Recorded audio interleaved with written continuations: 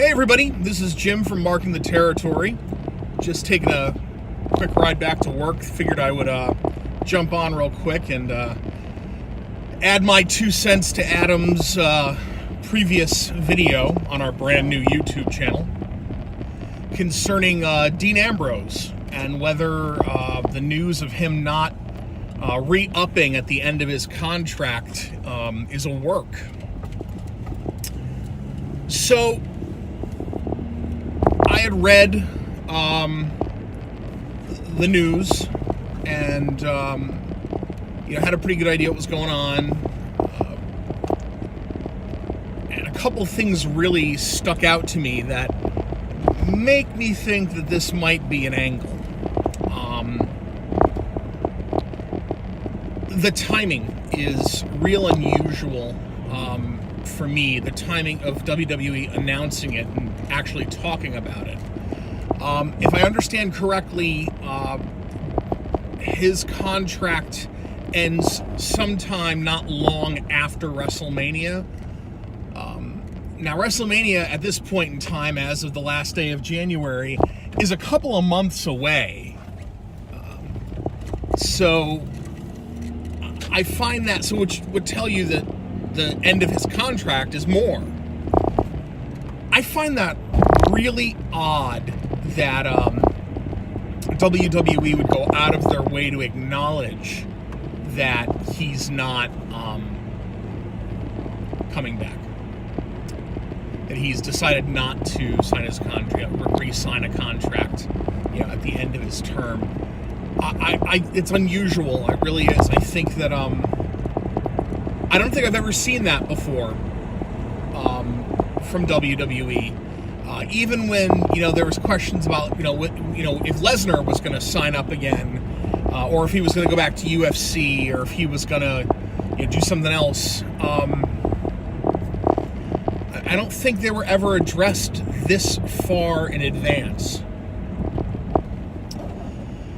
So, I do think that that's part of an angle. I think the way that they reinforced it on Monday Night Raw with his confrontation with Nia Jax, I really think that this is an angle for the smart fan, because the smart fan knows that, the way that Vince has booked things in the past, when a girl, goes over on a guy in one way or the other, that's usually the end of that guy, and that's often a way that that ends with that guy. Jeff Jarrett comes to mind, dropping the Intercontinental title to China, and I'm sure that's on the mind of other people as well.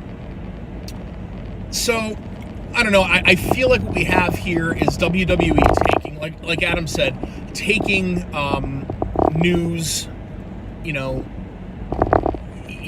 be it with AEW, be it with other organizations, starting to court wrestlers, if not directly, because that would be tampering, but just, in theory. I think that is,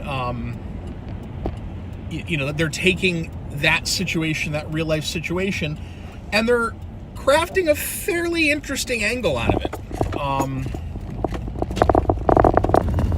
So, I'm a conspiracy theory guy when it comes to wrestling. I always have been, I always will be. I think that Adam and I should have an episode on that at some point, talking about certain conspiracy theories in professional wrestling. If this is an angle, and if Dean Ambrose, is actually planning on re-signing or something like that, if this whole thing turned out to be a big work, bravo. I'm all for that. I like being worked. I like them trying to work the audience. Kayfabe's only dead if you let it be. I've always said that the modern wrestling fan, if it's a compelling angle, or if it's good, there's still a part of us that want to be kayfabe, that want to be worked, that want to, try to pitch us something, to make us, believe it or even question it. So I don't know. I'm a fan of that. So if it is an angle, awesome. If it's not, it'll be interesting to see where he goes. I guess only time will tell. So I don't know. What do you guys think? Leave comments here on YouTube, or hit us up on social media, Facebook.com/markingtheterritory. We're on Twitter at mtheterritory. markingtheterritory@gmail.com. Leave us your comments. Let us know what you think about this. Let us know what you'd like to see from the show. The show is back. New episodes of the podcast are forthcoming. More content's going to be generated. More, there's going to be a little higher quality to the audio of the show. It's a very exciting time to follow this show, so we're excited as well. So thanks for listening. Thanks for keeping with us, and we'll talk to you real soon, and have a good one, guys.